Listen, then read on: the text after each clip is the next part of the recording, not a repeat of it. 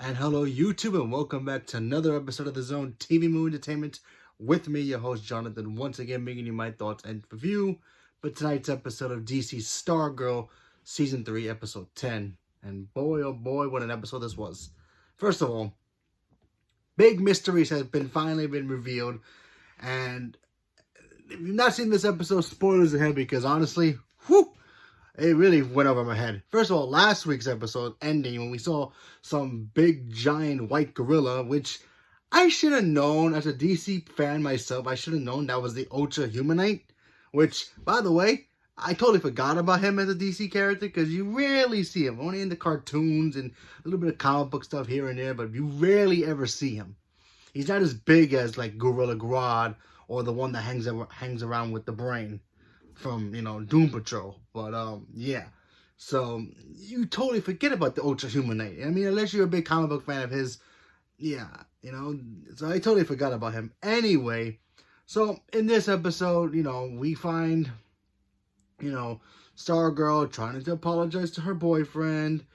And, trying to say, hey, I'm sorry for what happened, at your house, almost killing your grandfather, Rip trying to kill, you. And I apologize. She tried to do that. He asks her, hey, who killed my father? Well, she wasn't going to throw her brother under the bus, literally, after he, ran, the boyfriend's, Icicle son's, father with a truck. So she decided to blame herself, which basically means Courtney and the boyfriend, Splitsville. So that's all happening. Rip continues to get worse with his anger, with the whole, hourglass being unhinged now.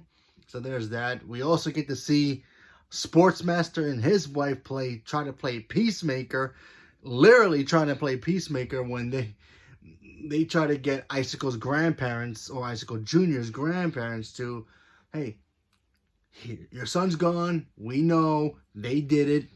We got to move on. Otherwise, our kids are just going to end up hating each other. It's just never going to end. We got to have peace for this town. They try to talk them down to it, While that's going on, Cindy got basically found by Courtney's brother and his friend, the one who's got the pink pen genie thing, or the Thunderbolt. They got found by, she got found by them. She's tracking down Ultra Humanite. Why? No idea. Apparently, he's an experiment of Dragon King's early work, so maybe he could help Cindy cure herself. Maybe that's what she's looking for him for. No idea. They didn't really specify that, but still, that's pretty interesting. And then, of course, the big reveal at the end was the fact that somebody's stalking the town, spying on them with cameras. We all thought it was the skeleton dude in his little town, but it wasn't. We find out it actually is Icicle. That's right, Icicle is still alive. He's back. Sportsmaster and his wife literally go down to the sewers, thinking, and I'm thinking to myself, okay, it has to be Ultra Humanite. They're going on there. It's a trap. They're gonna get captured. Nope.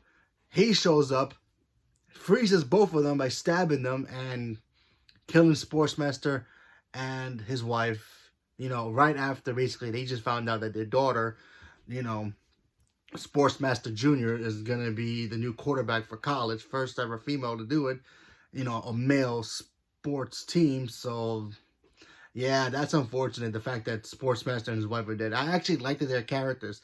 They were cool as bad guys. They were even cooler as good guys, but what can you do? So now there's two big threats in Blue Valley. You got Ultra Humanite, who's hasn't really been revealed yet, except for that one moment from last week's episode, and of course now the return of Icicle. How did he survive? Is he a clone? Can he regenerate himself? Who knows? But all we know is that he's now back, and he's gonna start trouble in Blue Valley, and boy oh boy, it ain't gonna be pretty. So, leave me a comment below. Let me know what you guys thought about this ending and this episode. Were you guys just as surprised as I was that Icicle's still alive? Did you guys knew it all along? What do you think about Ultra Humanite being a part of the DC Arrowverse? Or whatever's left of it. So leave me a comment below. Let me know what you guys thought. Stay tuned for more. And thank you very much. and have a good night.